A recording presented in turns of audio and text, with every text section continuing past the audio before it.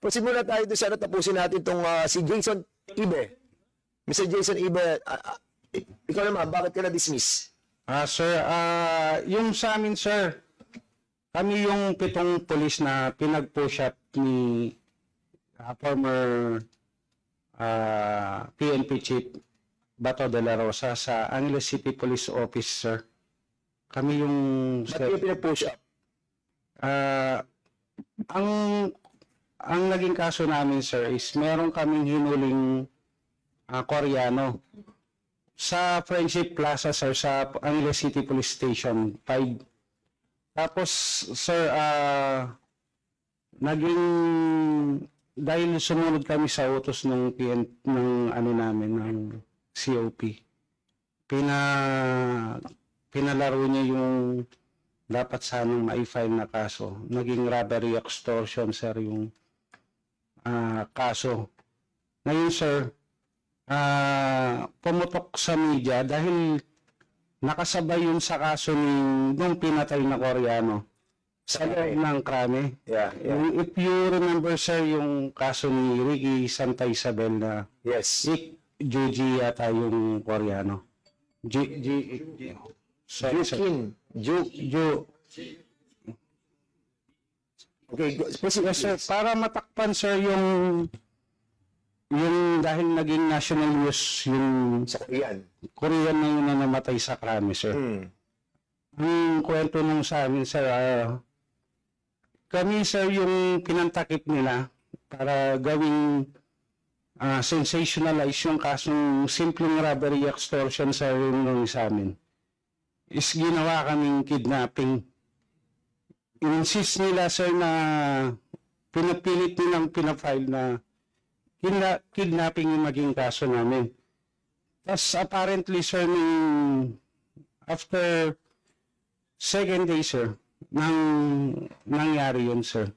Nirestrict kami sa kampo, sir. Tinanggalan kami kaagad ng baril, sir, at saka ng cellphone.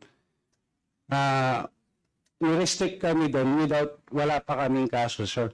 Tapos nabalitaan na lang namin na may planong patayin kami, sir. Ng mga taga-krami at or Ito kasi nyo, it's not, hindi siya involved yung operation nyo tungkol sa illegal drugs. hindi, sir, robbery extortion ng police. Well, anyway, ang pinag-uusapan natin is sa EJK, no? Yes, But sir. it's worth understanding also yung case ninyo. No? Kasi, sir, yung These are all these are all your story and your allegation. But of course, we will be asking also the PNP to look into this. Kung talagang but sino administrative dismiss kayo, right? yes, sir, yung criminal case din, sir, dismiss.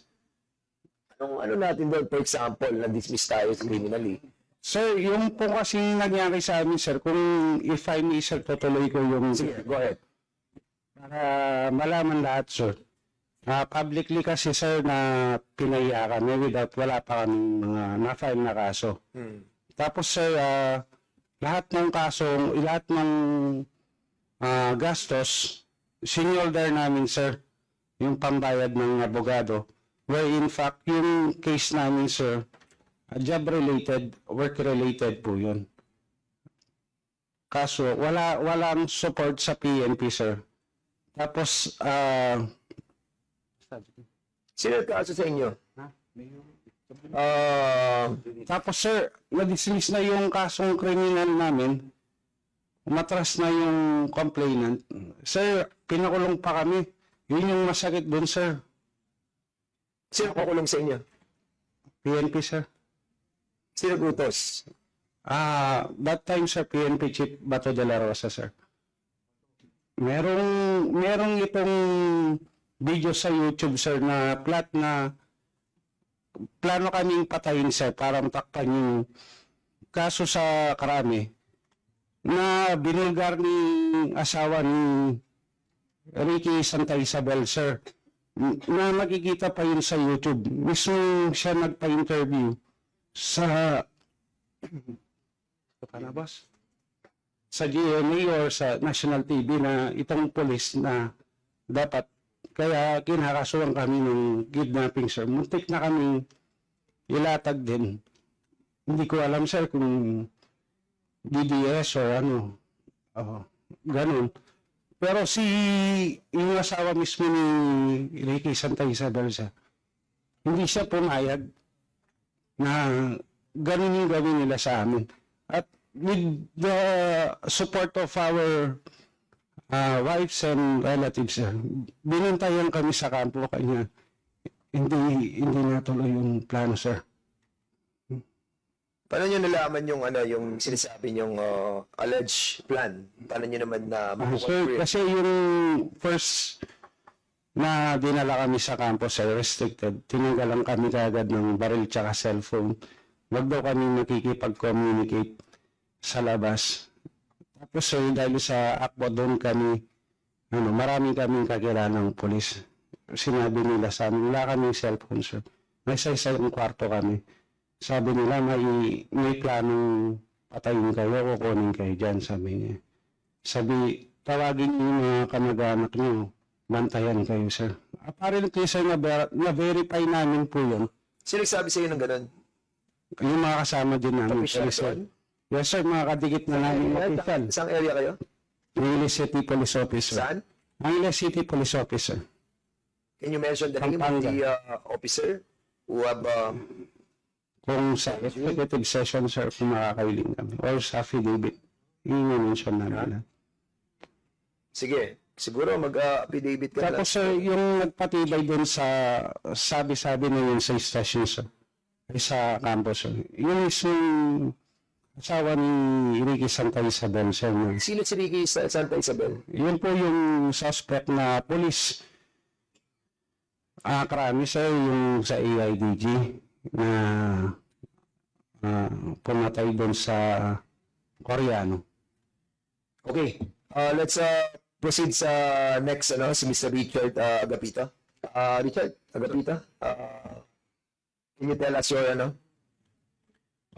bakit ka na-dismiss? Sir, good morning po. Dagdag lang po dun sa sinabi sa kasama ko po ni Mr. Jason Ibe po.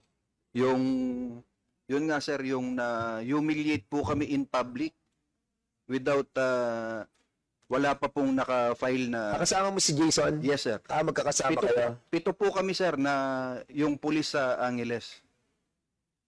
Na public humiliate po kami and yun nga po, wala pang naka-file na kaso.